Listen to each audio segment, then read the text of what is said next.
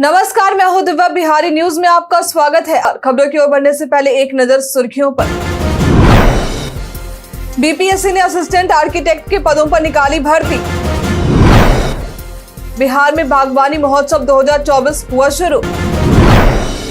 बिहार में इस योजना से कई जिलों को बाढ़ से मिलेगी राहत। बिहार के नियोजित शिक्षकों पर शिक्षा विभाग कार्रवाई की कर रहा तैयारी। पेटीएम पेमेंट बैंक की सेवाओं को आरबीआई ने 15 दिनों तक बढ़ाया।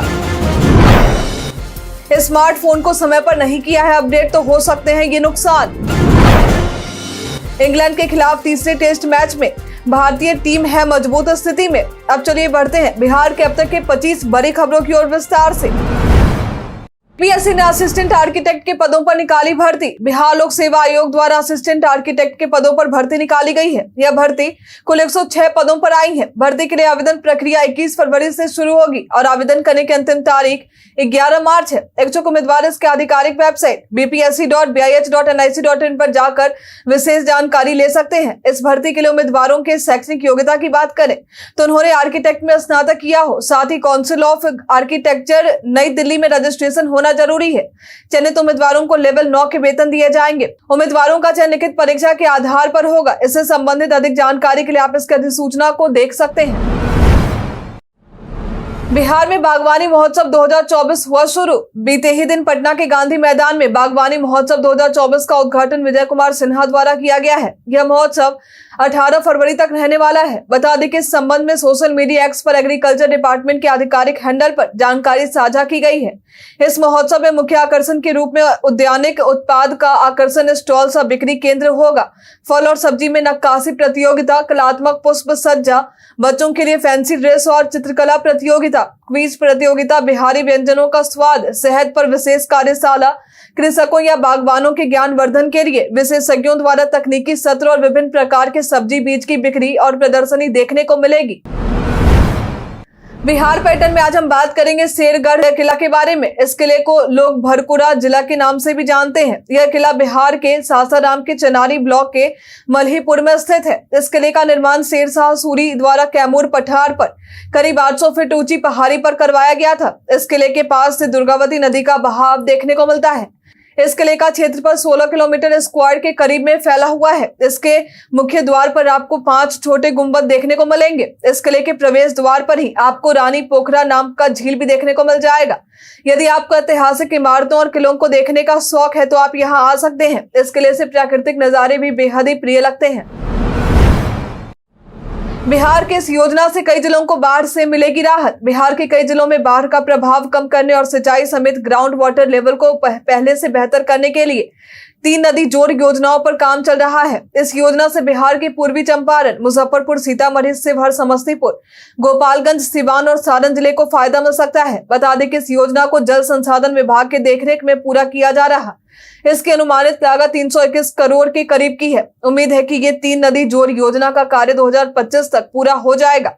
प्रदेश में बागमती, बूढ़ी गंडक के नदी जोड़ योजना के निर्माण का कार्य चल रहा है। इसके निर्माण से पूर्वी चंपारण, मुजफ्फरपुर, सीतामढ़ी और शिवहर जिले में बाढ़ के प्रभाव से लोगों को राहत मिलेगी। साथ ही गोपालगंज के हीरा पाकड़ के पास गंडक नदी से शुरू कर हासिलपुर के पास गंगा नदी तक लिंक चैनल का निर्माण किया जाना है।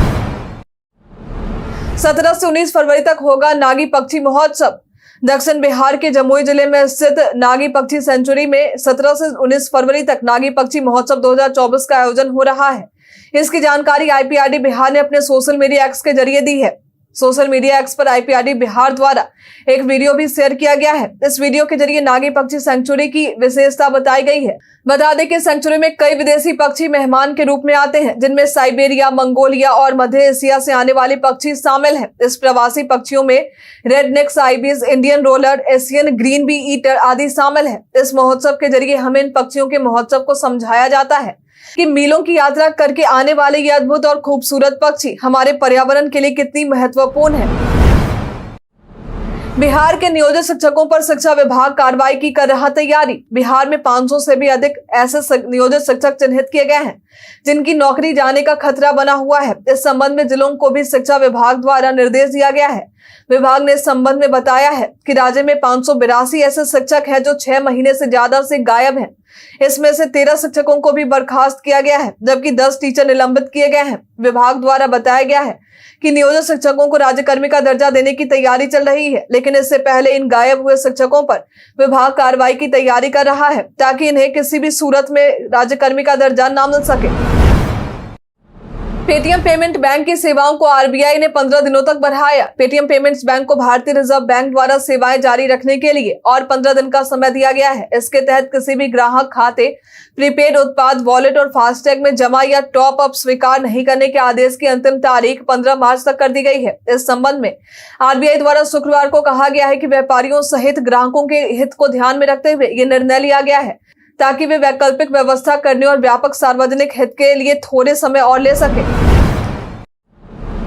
सिवान स्थित डॉक्टर राजेंद्र प्रसाद के आवास में पर्यटकों की सुविधा को देखते हुए चल रहा विकास कार्य। देश के प्रथम राष्ट्रपति डॉक्टर राजेंद्र प्रसाद बिहार के सिवान में रहने वाले थे। यहाँ मौजूद बाबू राजेंद्र प्रसाद के पैतृक आवास की अब मूलभूत सुविधाओं से लैस करने की तैयारी चल रही है, जिसके तहत पानी, बिजली, शौचालय, पाथवे, गार्डन के साथ साथ पेंटिंग और बाउंड्री का पूरा काम हो चुका है। साथ ही जीरादेई में मौजूद इनकी पैतृक आवास में और भी कई विकास के कार्य करने की तैयारी है। बता दें कि डॉक्टर राजेंद्र प्रसाद के बारे में जानने के लिए कई पर्यटक यहाँ पहुंचते हैं, लेकिन मूलभूत सुविधा नहीं होने पर लोगों को कई परेशानियों का सामना भी करना पड़ता है।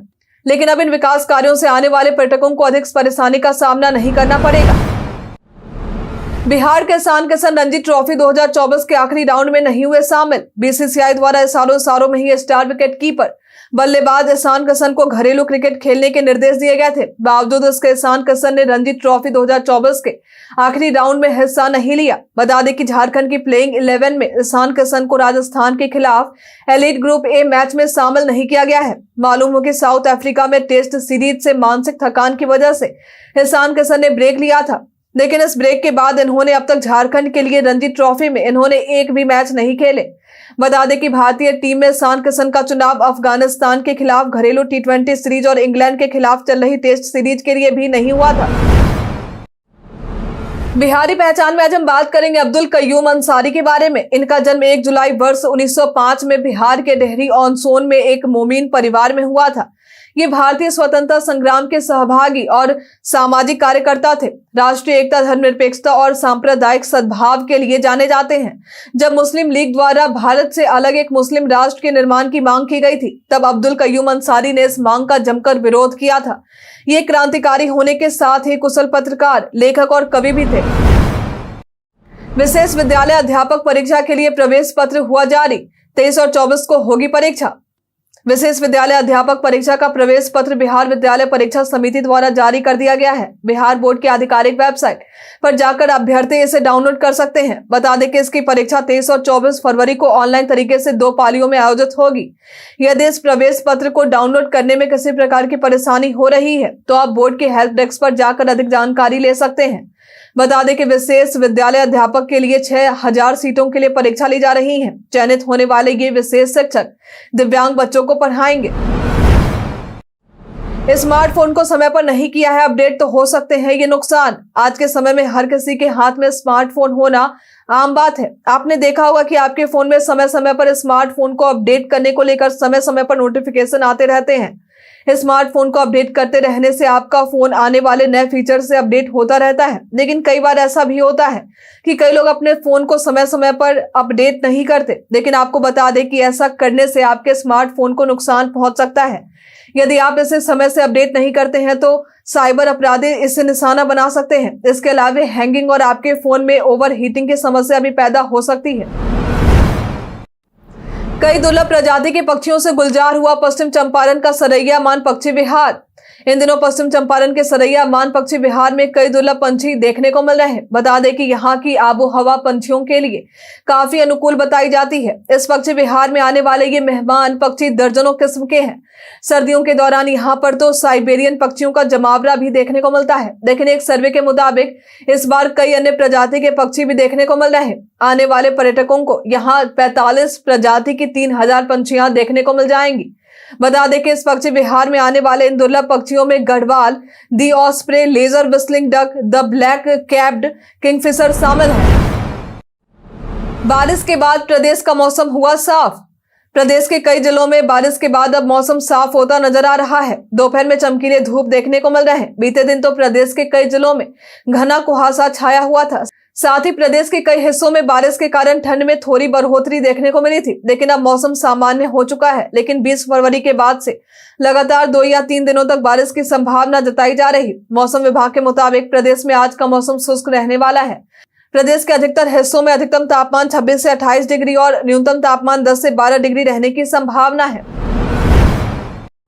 पटना पहुंचे प्रसिद्ध बॉलीवुड कलाकारों ने बिहार को लेकर कही ये बात। कला संस्कृति एवं युवा विभाग बिहार सरकार के सौजन्य से पटना के हाउस ऑफ वैरायटी थिएटर में कोम्पल मुंबई की प्रस्तुति से कुछ पन्ने नाटक का मंचन करने के लिए बॉलीवुड कलाकार सीमा पाहवा और विवान साह पटना पहुंचे। इस दौरान आयोजित संवाददाता सम्मेलन को संबोधित करते हुए सीमा पाहवा ने कहा कि आज का नाटक साहित्यिक कहानियों पर आधारित है। इस तरह की कहानियों पर नाटक करने का हमारा मकसद यह है कि जो साहित्य किताबों में बंद होकर लाइब्रेरी तक ही सीमित है, उस साहित्य को लाइव होकर प्रस्तुत करें ताकि उन कहानियों को देखा, सुना और समझा जा सके और उसे एंजॉय किया जा सके। उन्होंने आगे कहा कि पटना के लोग साहित्य को ज्यादा समझते हैं क्योंकि वे हमेशा से ही साहित्य से जुड़े रहे हैं। बहुत सारा साहित्य बिहार से मुंबई तक पहुंचा है।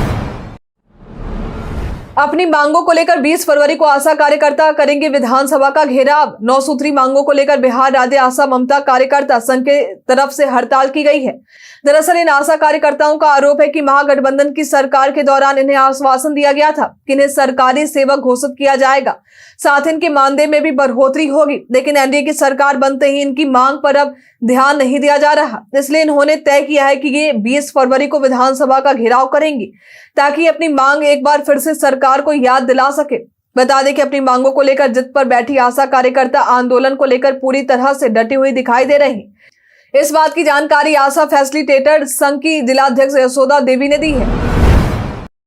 लोकसभा चुनाव से पहले सोशल मीडिया पर निगरानी शुरू। लोकसभा चुनाव आते ही सोशल मीडिया साइट्स पर निगरानी शुरू कर दी गई है ताकि चुनाव को निष्पक्षता पूर्ण और बिना किसी परेशानी के करवाई जा सके। इसे लेकर सोशल मीडिया सेल का आर्थिक अपराध इकाई द्वारा गठन भी किया गया है, जो 24 घंटे तक इसकी सोशल मीडिया की गतिविधियों पर नजर रखेगी। इसका गठन एसपी साइबर के नेतृत्व में किया गया है, जिसमें 3 शिफ्टों में 3 डीएसपी समेत 15 लोग काम करेंगे। आने वाले सप्ताह से ये सेल अपने फॉर्म में काम करना शुरू कर देंगे। उसके बाद इस सेल के नंबर और ईमेल आईडी को सार्वजनिक कर दिया जाएगा ताकि आम लोग इससे जुड़ सके और कई तरह की सूचनाएं दे सके। बता दें कि सेल का उद्देश्य सोशल मीडिया के दुरुपयोग और दुष्प्रचार को रोकना है, साथ ही चुनाव के दौरान होने वाले अवांछित गतिविधियों पर नकेल कसना है। भारत जोड़ो न्याय यात्रा में राहुल गांधी के साथ आए तेजस्वी ने केंद्र सरकार पर साधा निशाना। भारत जोड़ो न्याय यात्रा के तहत जब राहुल गांधी कैमूर और सासाराम दौरे पर पहुंचे थे तो इस दौरान उनके साथ तेजस्वी यादव इस रैली में शामिल हुए। दोनों ने मिलकर किसान न्याय महापंचायत का आयोजन किया, साथ ही रैली को भी संबोधित किया। इस दौरान तेजस्वी यादव ने केंद्र सरकार पर जमकर निशाना भी साधा। तेजस्वी यादव ने पीएम मोदी पर भड़ास निकालते हुए कहा कि किसान चाहते हैं कि पीएम मोदी ने अपना 2 मिनट का वक्त दे ताकि ये अपना दुखड़ा पीएम मोदी के सामने रख सके, लेकिन पीएम मोदी के पास इस चीज के लिए समय नहीं है। पीएम मोदी प्रियंका चोपड़ा से जरूर मिलेंगे, लेकिन उनके पास हमारे किसान भाइयों से मिलने का समय नहीं है। आगे तेजस्वी यादव ने आरोप लगाए कि ये लोग नफरत की राजनीति करते हैं और झूठ बोलने के होलसेलर हैं। वहीं इस दौरान तेजस्वी ने नीतीश कुमार पर भी जोरदार हमला किया। नीतीश कुमार के वापसी पर लालू यादव के बयान के बाद सम्राट चौधरी का बयान आया सामने। बीते दिन राजद सुप्रीमो लालू प्रसाद यादव ने नीतीश के महागठबंधन में वापसी के सवाल पर कहा था कि दरवाजा हमेशा खुला ही रहता है। लालू यादव के इस बयान के बाद बीजेपी नेता और बिहार के उप मुख्यमंत्री सम्राट चौधरी का बयान सामने आया है। दरअसल सम्राट चौधरी से लालू यादव के इस बयान पर जब सवाल किया गया तो उन्होंने कहा कि ये नीतीश कुमार जी को तय करना है कि उन्हें भाजपा के साथ रहना है या राजद के साथ। इस बात को नीतीश कुमार के अलावे इस बात को तय करने का जवाबदेही किसी दूसरे को नहीं हो सकता। बता दें कि सम्राट चौधरी का यह बयान तब सामने आया है जब वे भाजपा के केंद्रीय बैठक में शामिल होने दिल्ली जा रहे थे। मुख्य विपक्षी दल बनी राजद की राबड़ी देवी और सुनील सिंह को मिली ये जिम्मेदारी। बिहार में महागठबंधन की सरकार टूटने के बाद अब राजद विपक्ष की भूमिका में नजर आ रहा। अब इस विपक्षी दल में बिहार विधान परिषद में नेता विरोधी दल राबड़ी देवी को बनाया गया है। वहीं विरोधी दल के सचेतक राजद कोटे से एमएलसी सुनील कुमार सिंह बने हैं। इसके अलावा तेजस्वी यादव विधानसभा में नेता प्रतिपक्ष की भूमिका में नजर आ रहे हैं। ये जनता के मुद्दे को विधानसभा विपक्ष के नेता के तौर पर उठाने का काम करेंगे। साथ ही विधानसभा के अलावा राजद विधान परिषद में भी विरोधी पक्ष के रूप में बड़ी भूमिका निभाएंगे। इंग्लैंड के खिलाफ तीसरे टेस्ट मैच में भारतीय टीम है मजबूत स्थिति में। राजकोट में भारत और इंग्लैंड के बीच टेस्ट मैच में के दूसरे दिन के खेल समाप्त हो चुके हैं। इंग्लैंड ने 2 विकेट पर 207 रन दूसरे दिन के अंत तक बना लिए हैं। वहीं अभी भी 238 रनों की बढ़त भारतीय टीम के पास है। बेन डकेट 133 रन बनाकर इंग्लैंड के लिए क्रीज पर खेल रहे हैं। इनका साथ दे रहे जो रूट 9 रन बनाकर नाबाद लौटे हैं। बता दें कि रोहित शर्मा और रविंद्र जडेजा के शतकों और सरफराज के 62, जुरेल के 46 रनों की मदद से टीम इंडिया ने पहली पारी में 445 रन बनाए। रविचंद्रन अश्विन ने टेस्ट क्रिकेट में अपने 500 विकेट पूरे कर लिए हैं। वह एक ऐसा करने वाले भारत के दूसरे गेंदबाज हैं। उनसे पहले सिर्फ अनिल कुंबले ने ऐसा किया था। कई कारणों से दर्ज है भारत के इतिहास में आज की तारीख। आज के ही दिन 1670 में शिवाजी ने मुगलों के कब्जे वाले सिंहगढ़ किले को जीता था। आज के ही दिन वर्ष 1915 में गांधी जी ने पहली बार शांति निकेतन का दौरा किया था। आज के ही दिन वर्ष 1931 में लॉर्ड इरविन ने गांधी जी का स्वागत वायसराय निवास में किया था। आज के ही दिन वर्ष 2007 में महिला उत्थान को समर्पित और वयोवृद्ध गांधीवादी श्रीमती अरुणा बेन देसाई का गुजरात में निधन हुआ था। आज के ही दिन वर्ष 2009 में चुनाव आयोग ने अंतिम चरण में मतदान समाप्त होने तक एग्जिट पोल के प्रसारण पर रोक लगा दी थी। आज के ही दिन वर्ष 1935 में जाने माने भारतीय फिल्म निर्देशक रवि टंडन का जन्म हुआ था। आज के ही दिन वर्ष 1792 में प्रसिद्ध क्रांतिकारी और लड़का विद्रोह के आरंभकर्ता बुद्धू भगत का जन्म हुआ था। आज के ही दिन वर्ष 1881 में भारत के विशिष्ट निबंधकारों में से एक पूर्ण सिंह का जन्म हुआ था। आज की वायरल खबर में हम बात करेंगे भारतीय साइबर अपराध के नाम पर वायरल हो रहे इस लेटर के बारे में। भारतीय साइबर अपराध समन्वय केंद्र और सीबीआई सीओ के नाम पर एक लेटर लोगों के बीच सोशल मीडिया पर वायरल हो रहा, लेकिन आपको बता दें कि यह लेटर पूरी तरह से फर्जी है। साइबर ठग इस लेटर को लोगों तक मैसेज या ईमेल के जरिए पहुंचा रहे हैं, लेकिन बता दें कि भारतीय साइबर अपराध समन्वय केंद्र द्वारा ऐसा कोई लेटर प्रसारित नहीं किया गया है। इसके जरिए आप साइबर अपराध के शिकार हो सकते हैं, इसलिए ऐसे लेटर पर विश्वास ना करें। इस संबंध में पीआईबी फैक्ट चेक ने भी अपने सोशल मीडिया पोस्ट एक्स के जरिए इसे शेयर किया है, जहां इस लेटर को फेक बताया गया है। इसलिए सोशल मीडिया पर प्रसारित हो रहे ऐसी खबरों पर विश्वास करने से पहले एक बार इसे सत्यापित जरूर कर लें। भारतीय बाजार लगातार चौथे कारोबारी सत्र में बढ़त के साथ हुआ बंद। 16 फरवरी को भारतीय बाजार लगातार चौथे कारोबारी सत्र में बढ़त के साथ बंद हुआ है। इस दौरान 22,000 से ऊपर निफ्टी बंद हुआ, तो वहीं सेंसेक्स 376.26 अंक या 0.5% की तेजी को लेकर 72,426.64 पर बंद हुआ। निफ्टी की बात करें तो ये 129.90 अंक या 0.59% की बढ़त के साथ 22,040.70 पर बंद हुआ है। इस दौरान जहां 1950 के लगभग में शेयर बढ़े, तो वहीं दूसरी तरफ 1367 के करीब में शेयर गिरे हैं।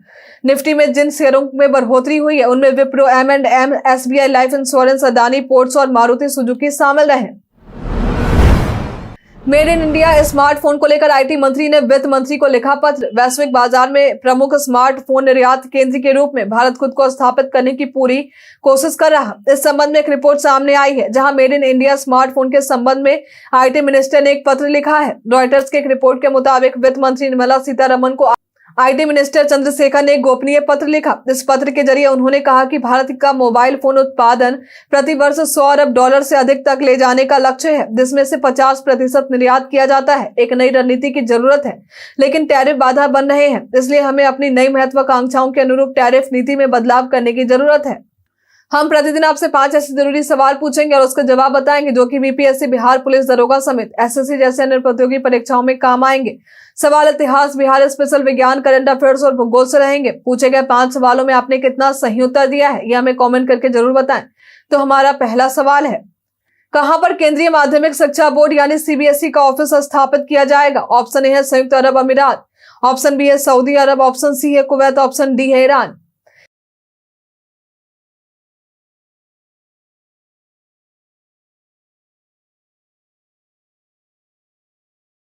इसका सही उत्तर है संयुक्त अरब अमीरात। प्रधानमंत्री नरेंद्र मोदी ने कहां पर भारत मार्ट का शिलान्यास किया है? ऑप्शन ए है सिंगापुर, ऑप्शन बी है दुबई, ऑप्शन सी है अबू धाबी, ऑप्शन डी है पेरिस।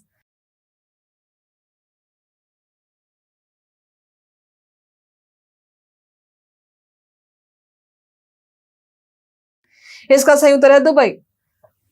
संतोष ट्रॉफी 2024 का आयोजन किस राज्य में किया जाएगा? ऑप्शन ए है अरुणाचल प्रदेश, ऑप्शन बी है मध्य प्रदेश, ऑप्शन सी है उत्तर प्रदेश, ऑप्शन डी है दिल्ली।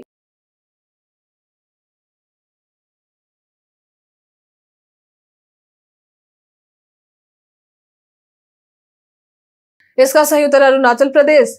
श्री उमाकांत चौधरी और जानकी देवी भारत जोड़ो आंदोलन में कहां सक्रिय थे? ऑप्शन ए है दरभंगा, ऑप्शन बी है सासाराम, ऑप्शन सी है पटना, ऑप्शन डी है गया।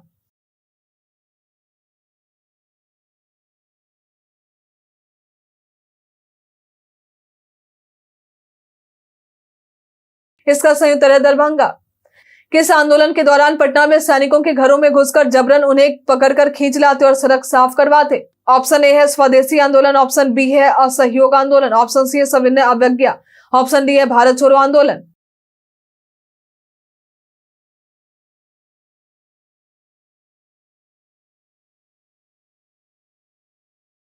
इसका सही उत्तर है भारत छोड़ो आंदोलन। बीते दिन हमारे द्वारा पूछे गए सवाल का आप लोगों में से बहुत लोगों ने अपना जवाब हमें हमारे कमेंट सेक्शन बॉक्स में लिखकर दिया था। जिन्होंने हमारे द्वारा पूछे गए सवाल का जवाब दिया उनके नाम है रंजीत मिश्रा, राजकिशोर यादव, नुन्नू, गोलू कुमार, रामनिवास शर्मा, राजीव भट्ट, रामनवमी मांझी, गोनर शर्मा, सादुल्ला पालवी, राजीव कुमार, राजकिशोर महतो, पंकज कुमार दास, मोहम्मद साकिर हुसैन, पूजा कुमारी, सत्यजीत रॉय, छोटू राजा, अर्जुन राम, अतीक खान, गोलू कुमार रिजवान। इसके साथ ही बढ़ते हैं आज के सवाल की ओर। आज का सवाल है बदलते मौसम के साथ आपके क्षेत्र के मौसम की क्या स्थिति है? आप अपना जवाब हमें हमारे कमेंट सेक्शन बॉक्स में लिखकर जरूर बताएं। आज के लिए इतना ही। बिहार के तमाम खबरों के साथ बने रहने के लिए देखते रहे बिहारी न्यूज। और साथ ही अगर आप यूट्यूब से देख रहे हैं तो चैनल को लाइक करना और सब्सक्राइब करना। अगर आप फेसबुक से देख रहे हैं तो पेज को फॉलो करना ना भूलें। धन्यवाद।